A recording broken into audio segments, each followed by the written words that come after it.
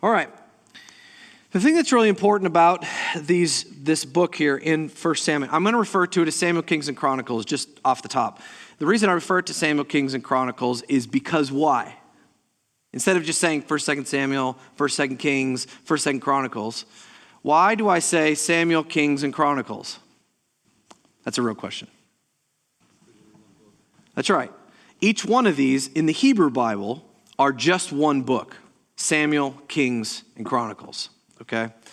And so when I refer to it that way, I'm just referring to it as the original name. The reason it was split is because these were massive scrolls, and they are massive books. And so it's given to us in 1 and 2. That was not the original format. That's for us. I mean, even the verses and chapters we have that are divided up didn't happen until the 12th century. And that was when believers started getting individuals literate, and so they wanted to give a Bible in their hands and get them so they could reference it while they were listening to sermons, okay? So that's why that all exists there. That came in the 12th century. Anyway, this is a book of history. These are the historical books within the Old Testament, and they cover the Israelite history, where Israel came from, and what was going on. This particular section of Samuel, Kings, and Chronicles covers the kingship of Old Testament Israel. And it is history. And just like any history, history has a context that surrounds it.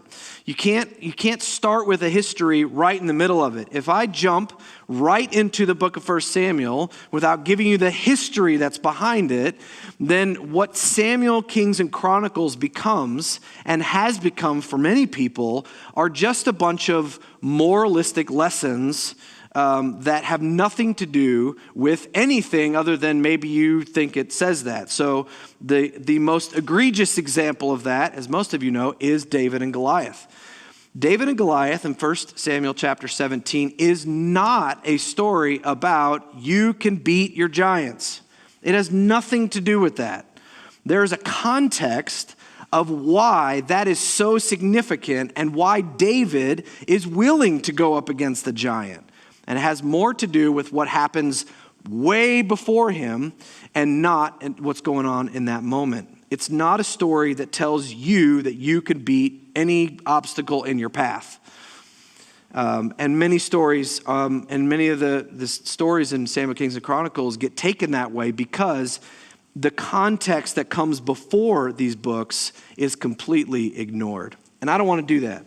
I want to make sure that because we're jumping right into the middle of a book, we have all of this history and all of that information that we have to work off of, that God has given to us, so that when we get here, we're ready for these books. It's exactly the same thing that would happen in any book that you read. If you jump into chapter 12 and start reading from there, you're going to be fairly confused, or you're going to miss out on what's actually going on in the story. This is like jumping into chapter 12. The Bible's unique in the sense that you can actually jump into chapter 12 like this, or jump into this book, and things actually work out pretty well, and you can understand a few things. And my tablet just went off. But we want to understand the context, because there are things going on that we need to understand. And so that's my goal. I want to make sure we understand this is a historical book. There is history that comes before it. There are things that are before it, and the things happen because of the things that came before it. But we're also dealing with a text, a document that was given to us by God, not just for the purpose of history, but it was given to us for a spiritual reason as well, because the Bible is about God. It is not about these humans, although these humans obviously existed. The Bible is about God, and it is about Him revealing Himself to us, and it is about Him showing us His works in the lives of His people so that we would learn to walk by faith. And we find that to be true in a few places in it. And so this is not just a historical book. This is also an instructional book. I have stuff going here, Amber. I don't know if you're back there. There you go. It's also an instructional book as well. And I'm going to show you a few verses up there. You can write them down or turn to them if you want. But I'll have them up there. So the first one is Romans 15, verse 4. And there the Apostle Paul writes the following, and it's up there. For whatever was written in earlier times, like Samuel, Kings, and Chronicles, was written for our instruction, so that, there's a purpose, through perseverance and the encouragement of the Scriptures, we might have hope. So the Old Testament is given for the purpose, for your purpose, for you, so that you would persevere in faith and that you might have hope. True hope. Hope in who God is, hope that God knows what he's doing, and hope of what comes in the future. Because God has made promises about the future that have not come true yet, and they were made in the past. And so it was given for instruction.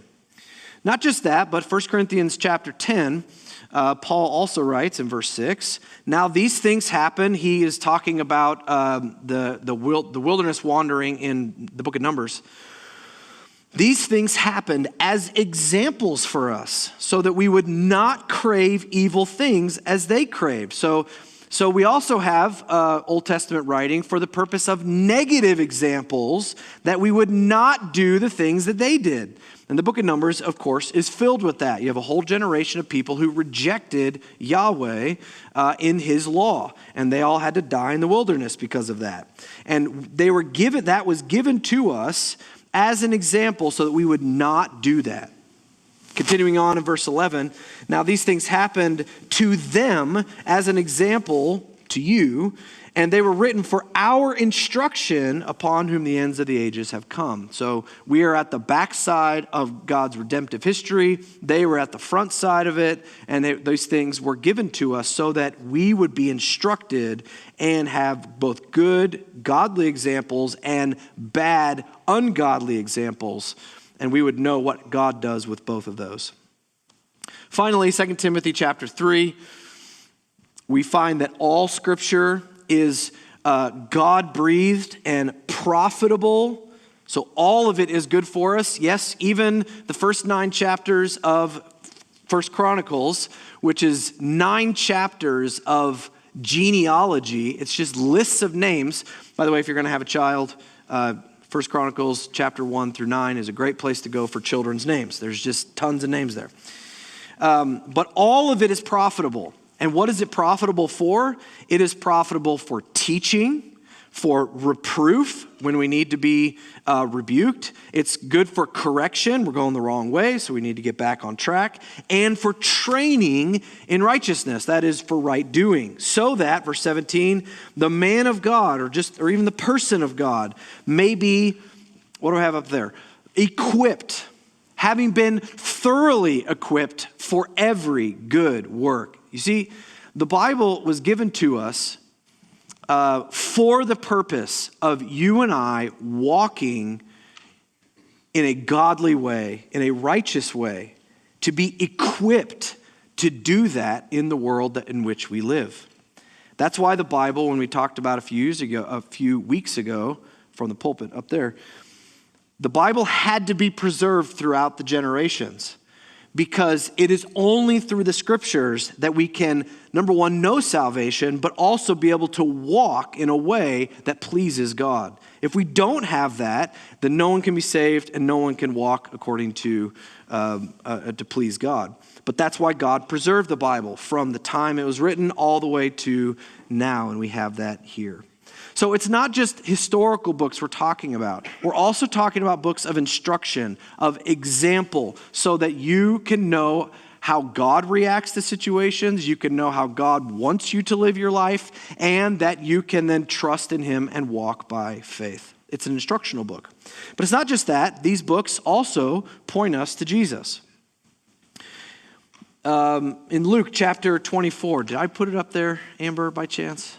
I did. You probably can't even read it, but there it is. If you want to look at it, you can. But Luke chapter 24, Jesus is with his disciples, and he says to them, after they were confused about some things, he said, "O foolish men, slow of heart to believe in all the prophets have spoken." So he's talking about the prophets. He's talking about this Old Testament stuff we're going to look at.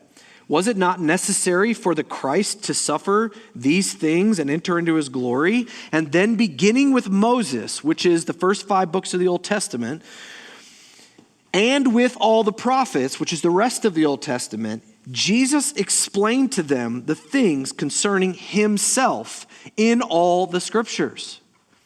Later on in that same chapter, verse 44, Jesus said to them, "These are my words which I spoke to you while I was still with you, that all the things which are written about me in the law of Moses and the prophets and the Psalms must be fulfilled." Then he opened their minds to understand the scriptures. You see, everything in the Old Testament is getting to Jesus. That's where it's all headed. That doesn't mean Jesus is in every single text. That would be using the text poorly and wrong. But rather, it's all getting to Jesus. The Old Testament is the story that points us to Jesus. And so we need to remember that it's not just a historical book and not just instruction for us, but if we're not thinking about how this points us to Jesus by the end of our reading, we're missing something, because it's all getting us there. Finally, these books, we just as kind of an overview, reminds us that God is sovereign. That is, God is in control of all things. There is nothing that is outside of the control of God in this world. God reigns. He never has nor will ever lose control. And the way that he shows this in Samuel, Kings, and Chronicles is through covenant promises. And that's why we have to look at the covenant promises when we get there. But you see throughout Samuel, Kings, and Chronicles that even though evil happens, God never loses control of what's going on. When evil happens, he judges it. When good happens, he blesses it. So it is going to be a constant theme. God will do this. Yahweh will do this. He will constantly be always involved in moving the kings around, moving people around. And that is the understanding of this book. He is in sovereign control of all that is happening in Israel. Okay? So those are our 4 purposes that kind of sit around Samuel, Kings, and Chronicles. Now what I would like to do is walk through the history that leads up to these books. Some of it you'll know, and some of it, hopefully, maybe it'll be new information. But I'm going to try to cover this as quickly as I can, trying to highlight the bigger things that are really important as we get to Samuel, Kings, and Chronicles. I'm not going to try to go too fast, but I'm going to go fast enough that we get as close as we can to where we need to be, okay? All right, and I think you all have notes that cover that have some of this, and Amber's going to help us out with the PowerPoint, so we'll be all right at that. Genesis 1 through 8 is very simply the creation of the world by God, the fall into sin, and then the flood that happens to wipe out everything except for one family of 8 people who God starts everything over with. And this is where we come in contact in Genesis 9 with our first covenant. That is the Noahic covenant. A covenant is a promise that God has made, an oath that he makes. And most of the time, most of his covenants, his promises are unilateral. That is, that they are only for God to fulfill, and they are unconditional for humanity to worry about. Meaning God's going to fulfill them no matter what. And in this case, he does it with Noah. It extends to all of humanity. And it is everlasting, meaning it will never end. Like I said, it's unilateral for God. It's unconditional for humanity. And what it covers, and I'm not going to go into all of it now, but what it covers in Genesis 9 is the preservation of nature, the preservation of family, the preservation of human ruling over creation, the preservation of access to food and health and justice. All those things we still see in our world today.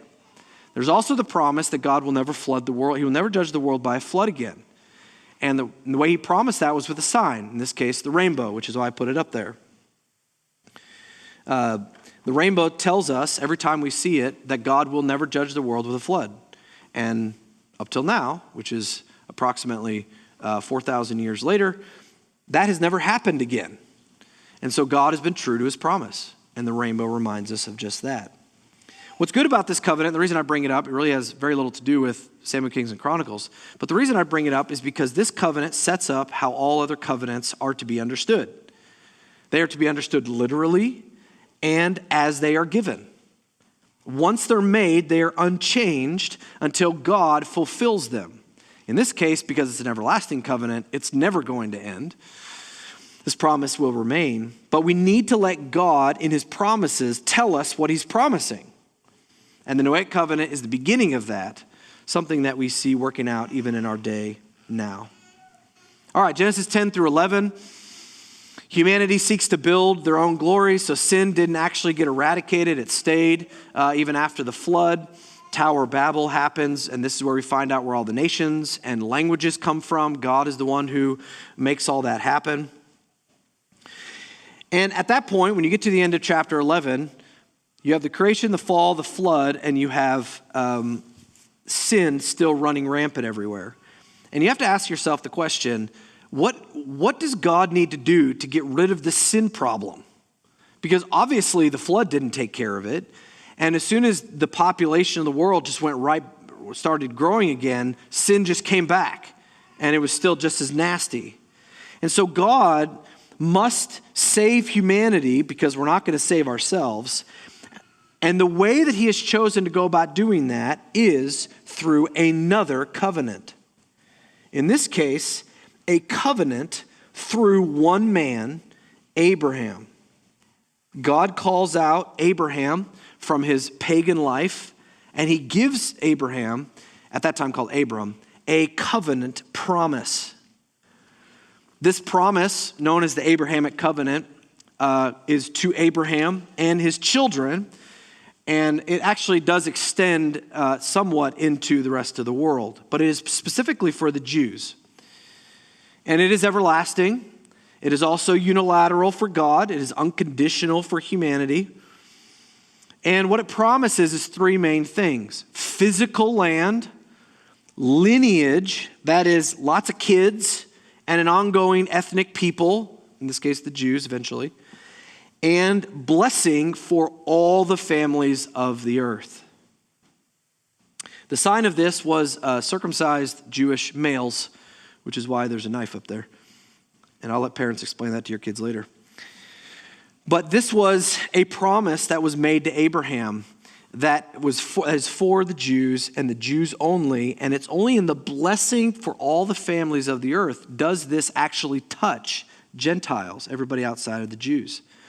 And in case you think this was the only time that God made this covenant promise, it wasn't. Throughout the rest of Genesis, from Genesis 12, Genesis 15, 17, 19, 21, 22, 23, 25, all of those are repeated of the exact same promise that God made to Abraham, that he is going to fulfill it. In fact, when you get to the end of Genesis, when after all the stuff with Joseph happens in Egypt and such, and that's a really cool story, not for this time.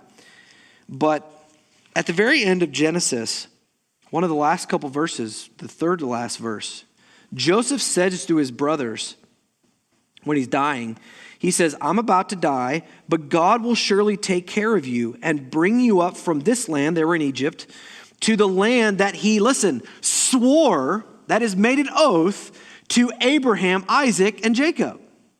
So even by the time we get to the end of Genesis, the Abrahamic covenant is in the minds of, well, should be, of the reader, but in the minds of the Jews. That God is going to fulfill a promise of land, of a lineage that will go on, and of blessing for the whole world. So the point of Genesis is that God is a creator. Man has rebelled against his creator, which brought about judgment and cursing from God. But God still offers grace through faith. And when that is accepted, and we see this all the way through Genesis, when that grace is accepted, when we choose to walk by God, with God, by the revealed word, although they had very little of it at that point, then blessing comes. But if we reject it, then judgment is inevitable. And so the gospel has found itself right there embedded in the very first book of the Bible. That we are sinners, under the wrath of God, who need to be saved by God, and that salvation comes when God graciously gives it and we walk by faith. It's nothing we can do. It's nothing we can earn. It's all by God's grace. So God is the one who initiates salvation. It's not us. When the world is left to its own, we see in the flood, we also see it in the garden in a perfect place. We see it with the Tower of Babel. When left to ourselves, we will choose sin. We do not earn salvation. God has to give it to us.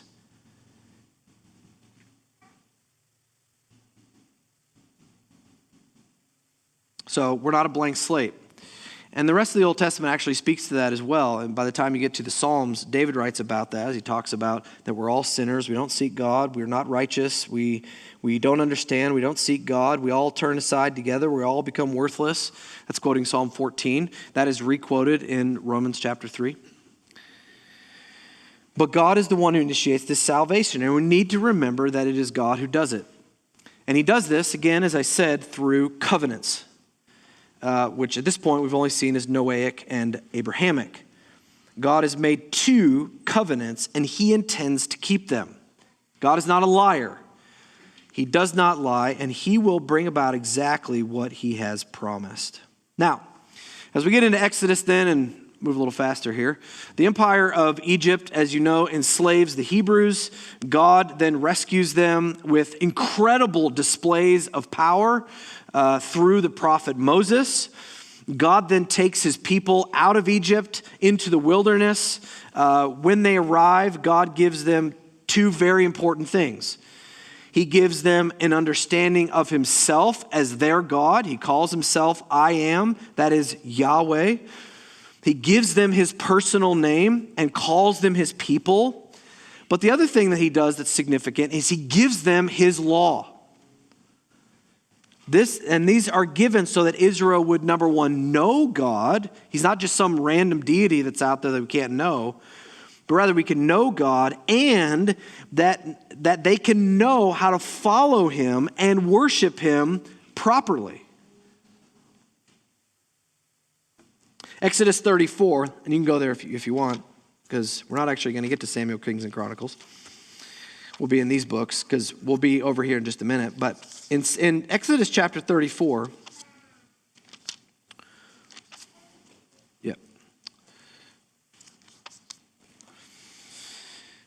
here in the first 4 verses of chapter 34, God commands Moses to head up to Mount Sinai in the wilderness alone to receive another covenant.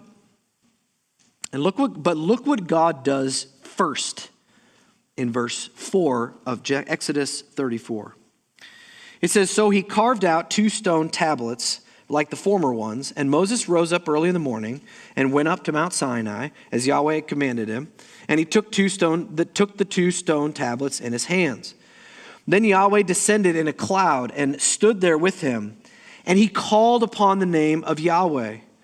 Then Yahweh passed in front of Moses and called out, 'Yahweh, Yahweh God, compassionate, gracious, slow to anger, and abounding in loving kindness and truth, who keeps loving kindness for thousands, who forgives iniquity, transgression, and sin.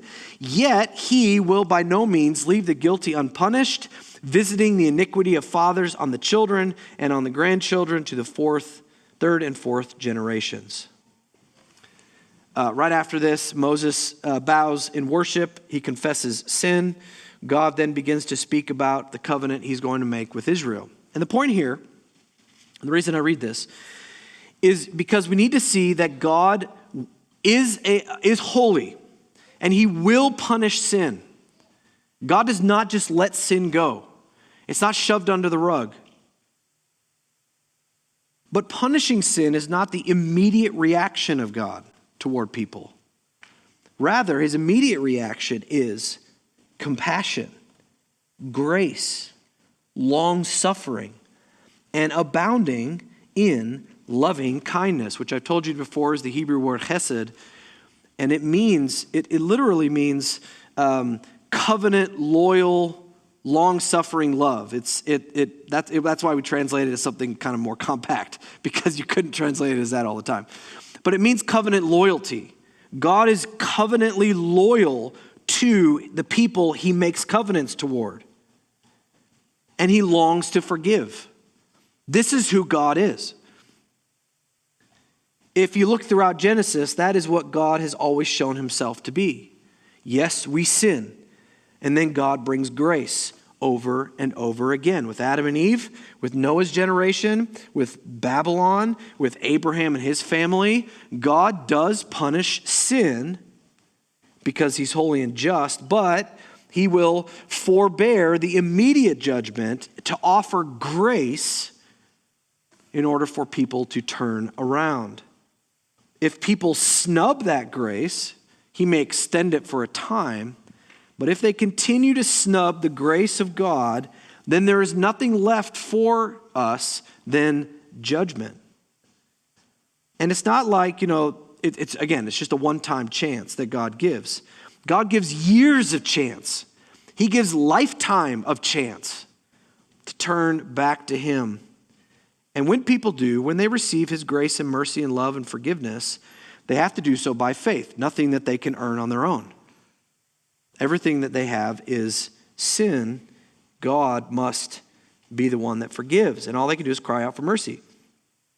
But if they continue to go on rejecting God's grace and they keep pursuing evil, then the only thing left for them is judgment, period. Because God must judge evil. That's the character of God. That is who he is throughout the Bible, and they need to know that, and we need to know that. So the character of God, here it is, and he establishes another covenant called the Mosaic, what we call the Mosaic covenant, the covenant he makes with Moses. And again, don't think of like mosaic like art. It's not an art covenant. That's Mosaic. This covenant is different than the previous two. Because this one, in two ways. Number one, there are conditions for both parties, meaning both God and Israel must do something. And if Israel does something, then God's going to react in a certain way. That's how this is a bilateral covenant. Conditions for both parties. Furthermore, this is meant for national Israel only in the Old Testament before Jesus came. So when Jesus came, he ended the law. He completed the law. He fulfilled the law so that the law no longer has bounds on us in any respect anymore. That doesn't mean that the law and the Old Testament is worthless to us. It doesn't mean it should be thrown out. There are various false teachers who say that the Old Testament, because Jesus fulfilled it, it has no use for us anymore. Therefore, we can just chunk it out of our Bible. That is not true, because it still teaches us how we got to where we are historically, but also, as I showed, instructs us for how God is going to react and how God is going to work with his people. We can see the character and the work of God throughout, and it gives him glory. That's another discussion for another time. But the point is that the Mosaic covenant is bilateral. It's for both sides of the party, and it is for national Israel. The first time that we see this stated is with the first generation of Israelites in the wilderness in Leviticus chapter 26. And the gist really is what I have up there. If Israel will obey God's commands, then God will give them abundant blessing, in overabundance of blessing. But on the other side of that, if Israel chooses to not obey God's laws, then God is obligated by covenant to curse them. And he will curse them twice as bad as he would have blessed them. Twice as bad. And what's interesting about that in Leviticus 26 is that the section on curses is 3 times as long as the section on blessings. So the point is that God saved Israel from the bondage of Egypt. And he did it so that they would know him, so they would know joy, but also that they would serve and worship him. He is worthy of such. They are his chosen people. And he desires that they be holy just as he is holy. And the only way that they were going to do that back then was by walking according to this law. They were going to be a nation who needed laws, needed rules. And so these laws were going to separate Israel from the rest of the people on the earth. And that's why God gave it. Now, as they headed toward the land of promise, as you know, the generation complained about God's ways. That is what the book of Numbers is about. In Hebrew, the book of Numbers is actually entitled In the Wilderness. That would make a whole lot more sense than Numbers. The reason that the book of Numbers is called Numbers is because there is a census taken at the front of the book, and there's a census taken at the end of the book, and that's where the numbers come from. And the point is the first set of numbers is the first generation that's out of Egypt. They all die in the wilderness. And when you take the census at the end, that's all the kids and grandkids of those people. And it's just a replacement. God completely replaced that generation with this generation. I'm just telling you why the name exists. But it should be called In the Wilderness. So if you want to, write at the front of your book of Numbers, underneath of it, In the Wilderness, you're not messing with anything. That's the original title for it. But the point is, they start heading toward the land of promise. They complain about what God is doing to the degree that when God brings them to the very edge of the land, they fear the people there. They don't trust God's promises. They choose not to trust God by following his laws. And so God tells them that they are all going to die in the wilderness, everybody who is 20 years and older. So if you were, 19, you just missed the mark, but you'll be the old guy in 40 years because everybody has to wander in the wilderness for 40 years. And they would be completely replaced by a new generation who would follow God by faith. Again, that's the book of Numbers. And that then brings us to the book of Deuteronomy. And this is where I do want you to go, Deuteronomy chapter 28. The whole book of Deuteronomy is basically a whole lot of sermons from Moses reiterating everything that the law has already taught. In Greek, deut is a word for two. Onomy means law. It's second law. It doesn't mean there's another law that's on top of it. It's just a reiteration of the law. But Moses is telling this new generation the law. He's repeating it, but he's doing it in sort of a sermon kind of way. And that's what the whole book of Deuteronomy is about. Well, in order to do it justice, he's got to make sure that he repeats the Mosaic covenant, which in this case is found in Deuteronomy 28.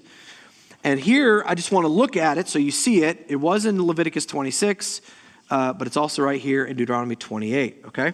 So look at it here, Deuteronomy 28, and let's look at the blessings for obedience. And I'm going to read all the way down through verse 14. And just notice how much God will bless Israel if they just do what he says. Now it will be, if you diligently listen to the voice of Yahweh your God, be careful to do all his commandments, which I'm commanding you today, Yahweh your God will set you high above all the nations of the earth. And all these blessings will come upon you and overtake you if you listen to the voice of Yahweh your God. Blessed shall you be in the city, blessed shall you be in the field. Blessed shall be the offspring of your body and the produce of your ground and the offspring of your beasts and the increase of your herd and the young of your flock. Blessed shall be your basket and your kneading bowl. Blessed you shall be when you come in and blessed you shall be when you go out. Yahweh shall cause your enemies who rise up against you to be defeated before you. They will come out against you one way, but they will flee before you 7 ways. Yahweh will command the blessing upon you in your barns and in all that you send forth your hand to do, and he will bless in the land which Yahweh your God gives you. Yahweh will establish you as a holy people to himself, as he swore to you, if you keep the commandments of Yahweh your God and walk in his ways.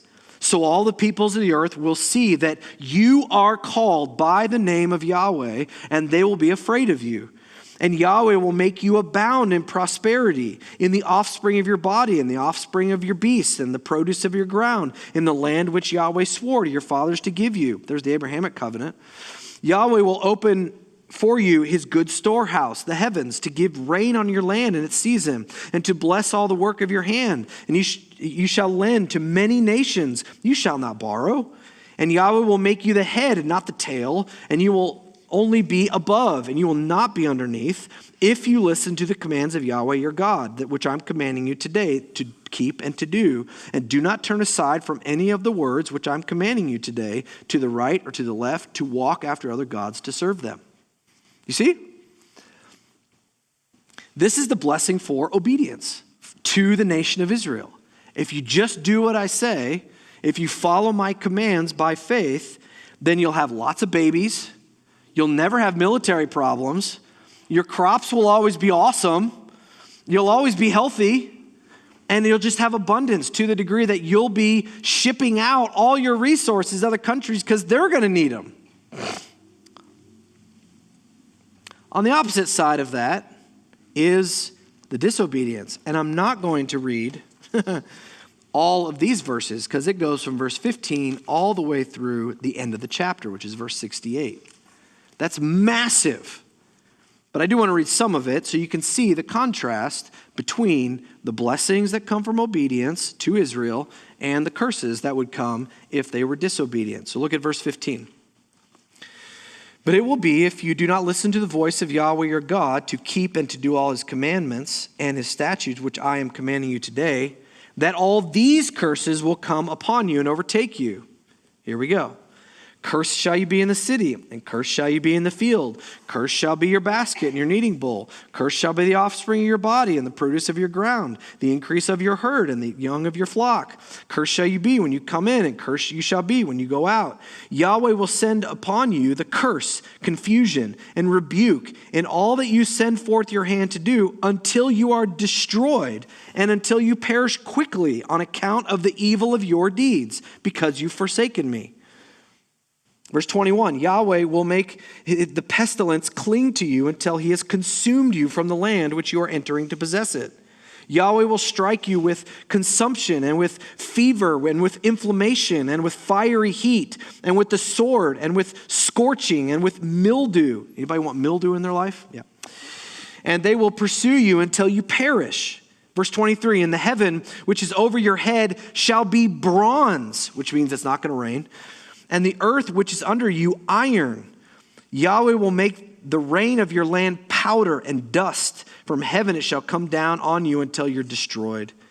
Yahweh shall cause you to be defeated before your enemies. You will go out one way against them, but you will flee 7 ways before them. And you will become an example of terror on all the kingdoms of the earth. And your carcass will be food to all the birds of the sky and the beasts of the earth. And there will be no one to frighten them away. Yahweh will strike you with the boils of Egypt and the tumors and with the scab and with the itch from which you cannot be healed. Yahweh will strike you with madness and with blindness and with bewilderment of heart. Jump to 31. Verse 31. Your ox shall be slaughtered before your eyes, but you will not eat of it. Your donkey shall be torn away from you and will not be returned to you. Your sheep shall be given to your enemies, and you will have none to save you. Your sons and your daughters shall be given to another people, while your eyes look on and yearn for them all the day long. But there will be nothing you can do. A people whom you do not know shall eat up the produce of your ground and all your labors, and you will never be anything but oppressed and crushed all your days. And you shall be driven mad by the sight of what your eyes see. Jump to verse 38. You shall bring out much seed to the field, but you will gather in little, for the locusts will consume it. You shall plant and cultivate vineyards, but you will neither drink of the wine nor gather the grapes, for the worm will devour them. And verse 45, so all these curses shall come upon you and pursue you and overtake you until you're destroyed, because you will not listen to the voice of Yahweh your God to keep his commandments and his statutes which he commanded you, and they shall become a sign and a wonder on you and your seed forever, because you did not serve Yahweh your God with gladness and a merry heart. And then on it keeps going. So, 2 things with this. The first thing is, God is very serious about sin. He's very serious about rebellion against him. And only curses, only bad can come when we choose to sin. There are no good consequences, no good things when we decide to reject God. That is still true, even if we don't live under this particular law. Sin, as James once said, only can produce death. That's all it can give. The wages of sin is death. Sin does nothing for you. It only hurts you. That said, God wants you to be blessed. He wants you to be happy. He wants you to find joy. He wants you to enjoy the world in which he gives and the promises in which he gives. But that can only happen as we follow after him. That's the only way.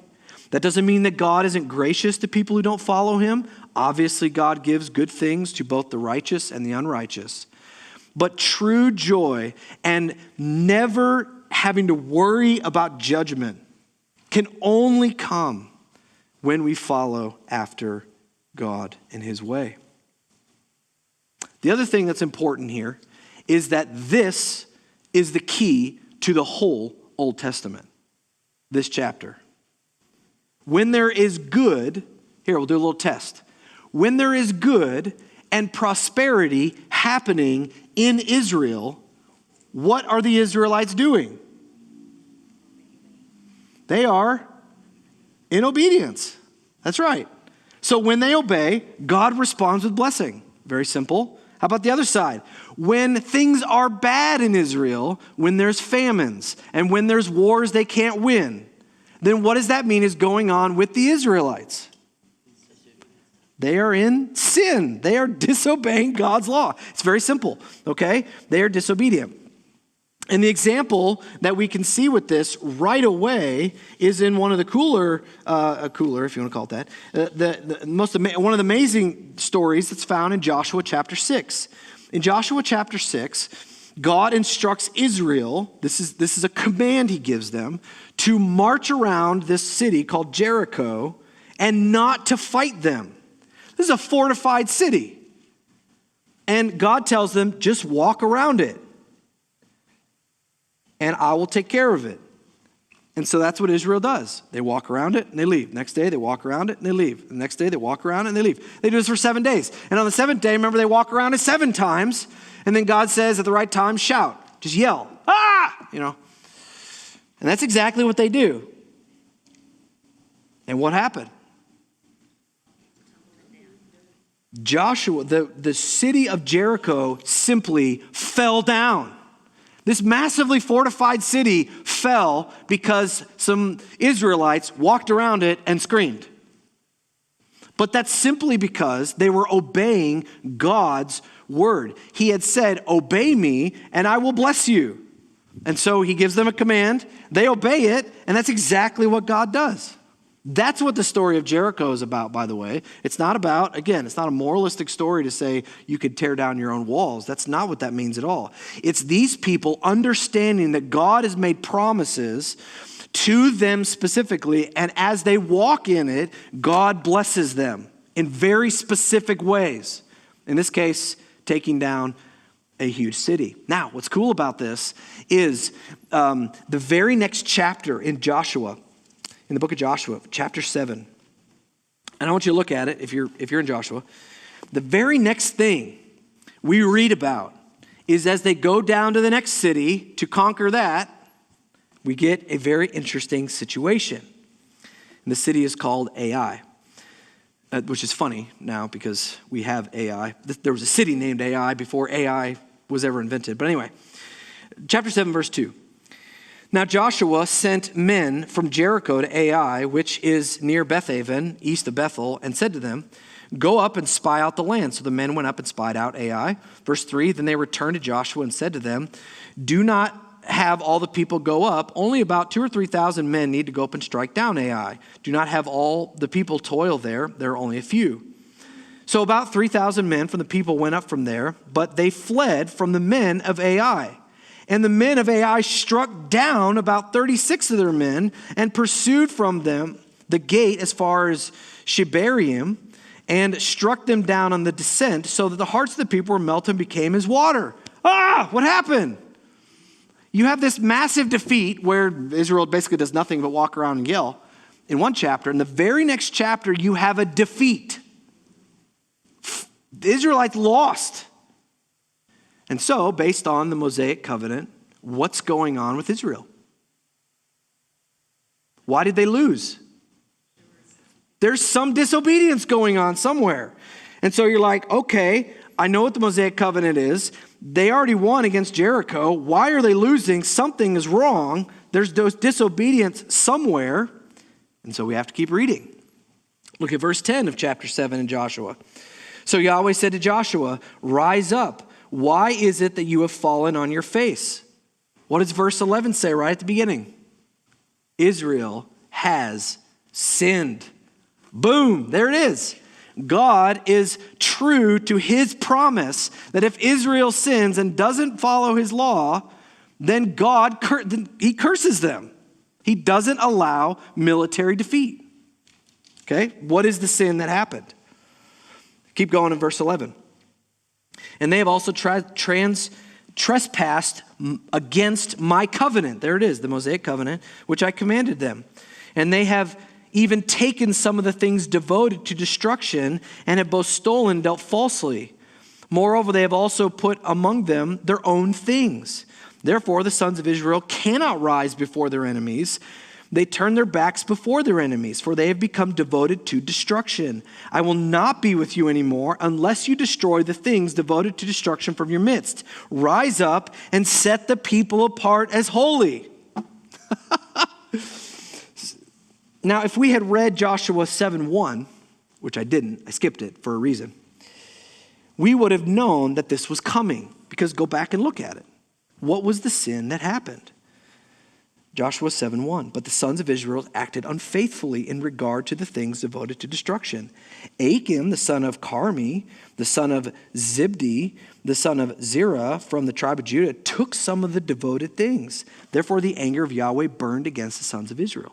So had I read that first, you would have been like, oh boy, something bad is coming. Because this dude, Achan, decided that he would take some of the spoils from Jericho and he would keep them for himself.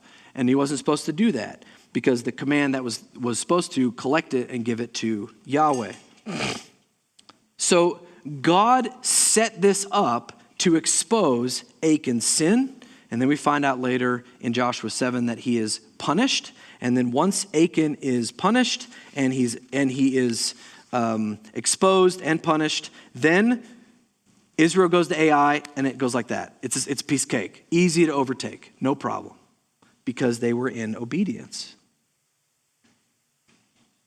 Another example of this is the whole book of Judges. And in that case, it's a cycle. Disobedience took them into captivity, and eventually they, in their captivity, this is the whole book of Judges, it just keeps cycling like this. In their captivity, they cry out to God, and God grants repentance. That repentance then puts them right back into right relationship with God, and then God brings a judge, a military man, to come save them. And then they live in peace in the land because they sinned, now they're back in living in peace with God again. And that cycle goes over and over again. And we see again, God is true to his covenant promise to Israel. If Israel obeys, God will bless. If it disobeys, God will curse. That was what the promise was. Now, I'll give you one more example. Some of you, I've shown you this before because I taught through Ruth. But if you go over to Ruth real quick and look at Ruth chapter 1. So we just keep testing this because I just want to try to ingrain it into your mind. When we get to Samuel, Kings, and Chronicles, when you see Israel disobey, God is going to curse them. Or when they obey, God will bless them. And then after a while, you don't even have to say that anymore. You just see God bless. A fight happens, and they win. And you're like, well, they must be in obedience to God. But look at Ruth chapter 1. This little tiny book right between Judges and Samuel. And you tell me what's about to happen. I'm going to read it, and you tell me what's going to happen. It says, now it happened, chapter 1, verse 1, in the days when the judges judged that there was famine in the land. Stop! What is going on in Israel if there's a famine in the land? Disobedience is what's going on in the land because there's a famine. That's what God promised, that they would have prosperity, they would have abundance in their crops if they were obedient. But if they're disobedient, they would have famine. Remember, the sky would be like a bronze and the ground would be like iron. And that's exactly what we have. Not only that, then you have a certain man in Judah who leaves Judah and goes to Moab. He leaves the land of promise and thinks he's going to grab on to blessing of God in a foreign land. You think God's going to bless that man? No, of course not. He eventually dies. His kids die. And it's not until verse 6 that something good actually goes right. But that's because this Israelite, Naomi, does what is right. Verse 6 of chapter 1, Naomi arose with her daughters-in-law and returned from the fields of Moab, for she heard in the fields of Moab that Yahweh had visited his people and gave them food. Guess what's going on in Israel now? They repented, and now there's food again. Okay? And then we find out, we get through Boaz. Boaz has an abundance of stuff, and he's obedient to God and all that. So again, there's not really a way to stress this maybe any more than I already have, because I probably overstressed it. But that is the key to this whole deal. God has made a covenant promise that if Israel obeys, he will bless. If they disobey, he will curse. And it always goes that way. Yes, God will be gracious. Yes, God will give forgiveness if it's cried out for when people do mess up. But this is the operation that Israel, national Israel, throughout the Old Testament, until Jesus comes, on how they're going to operate. This is what God has made as his promise. Okay?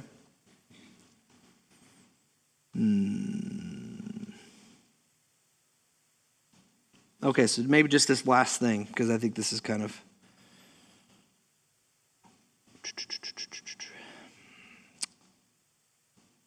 because we're not going to get to all the other stuff. Oh yeah, so we'll just do this one last thing. Go back to Leviticus chapter 26, that first time that God talked about this promise. And I just said it, but it's good to see it also. So that you know I'm not crazy. I mean, you may think I'm crazy already, but I want you to see that this is here and I'm not just making stuff up.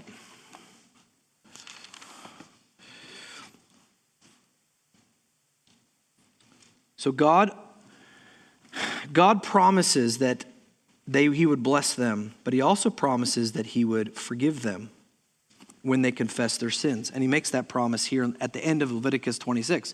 Leviticus 26, again, is all about the blessings and curses. But he lets them know that if they confess their sin, he will take care of them. That's part of their obedience, actually. So verse 40 of Leviticus 26. If they confess their iniquity and the iniquity of their fathers in their unfaithfulness, which they've committed against me, and also how they walked in hostility against me, I also was walking in hostility against them to bring them into the land of their enemies. Or if their uncircumcised heart becomes humbled, so that they will make up for their iniquity, then I will remember my covenant with Jacob. And I will remember also my covenant with Isaac, and my covenant with Abraham as well. And I will remember the land. For the land will be forsaken by them, and they will make up for its Sabbaths while it's made desolate without them. They, meanwhile, will be making up for their iniquity because they rejected my judgments and their soul loathed my statutes.